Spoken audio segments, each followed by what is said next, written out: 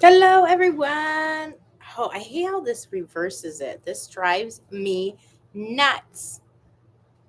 Okay, is there if I there's got to be a way to change the reversal because my hair is parted to this side, but in the mirror it's going.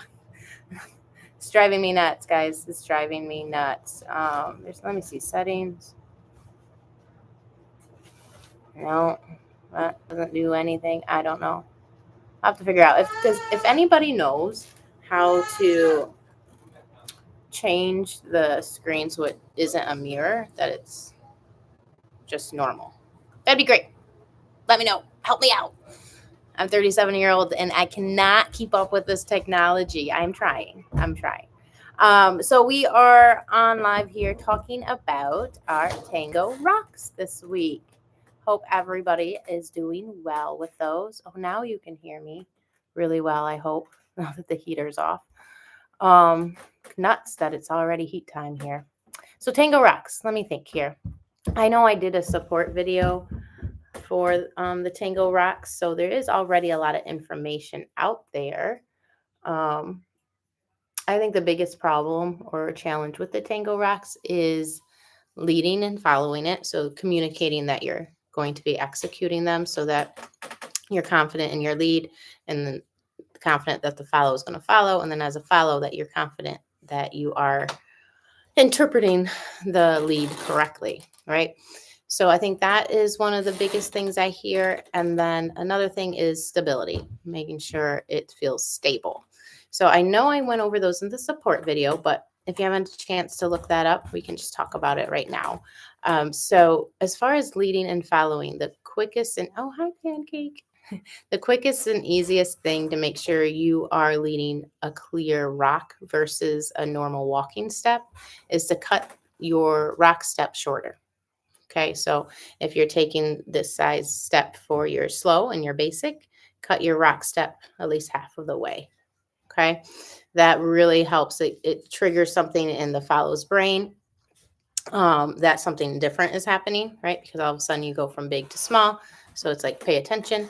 And then it also makes it easier for you to change your weight, rock back and forth over those feet if they're closer together, right? Because they are quicks. You only have one beat to get forward and back. Um, so if the further your feet are away, obviously the longer it's going to take to change your weight. So that's the first thing.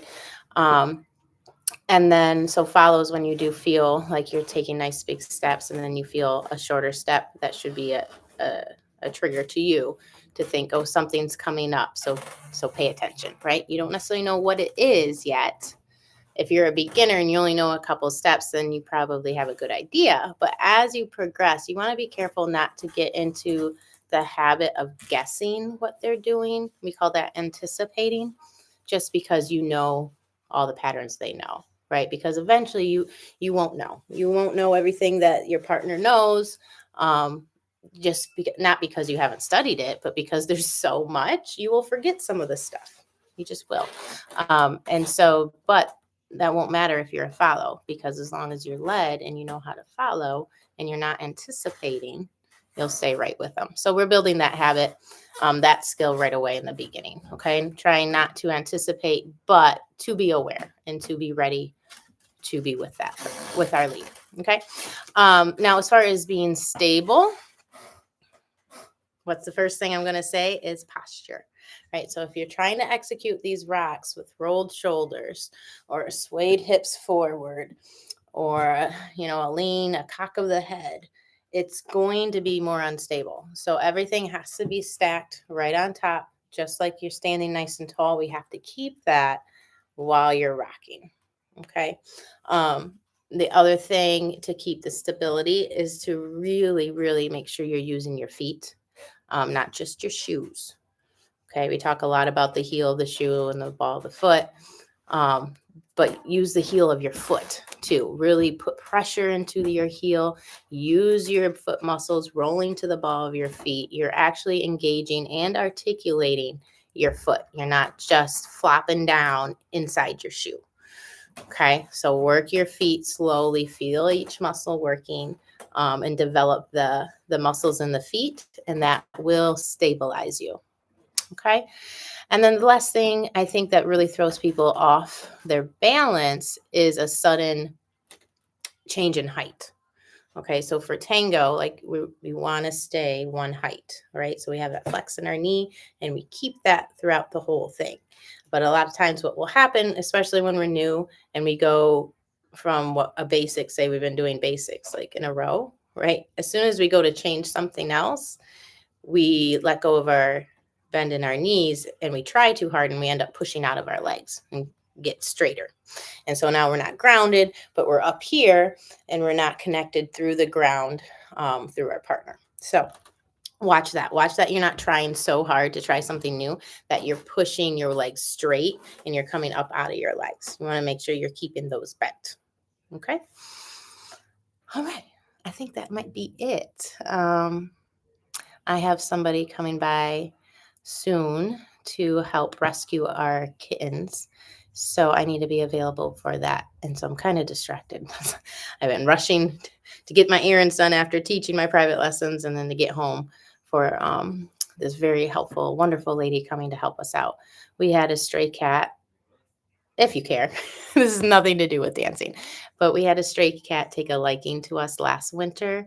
We had to have the whole season where garage door open.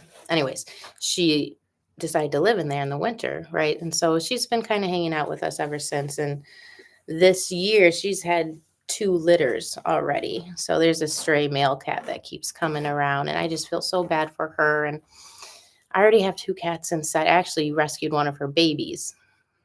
They fixed her for me and we brought her inside. So I can't really bring her inside or the kittens. So they're going to pick them all up today and hopefully find them homes, which will be really, really great because it's been hard to sleep knowing those kittens are out there in the cold and all that. So that's what I'm going to do. Happy Friday to me. Going to get some kittens some love. And then, I hope you guys have a great weekend. There is probably dancing going on. So if you're out there dancing, make sure you have fun, okay? If you're trying to improve on something, just pick one thing. Just pick one thing, focus on that, and make sure you can practice that while still having fun. If it's taking away the fun, forget it, okay? Make sure you have fun. That's what this is all about. That's why we work on our technique and our skill and our leading and our following so that overall it makes it more fun, okay? All right, guys. I love you a lot. And I will see you on Monday when we start going over the left promenade for the American Tango. Okay? Have a beautiful weekend. Thanks for everything. And I'll see you then on Monday. Bye-bye.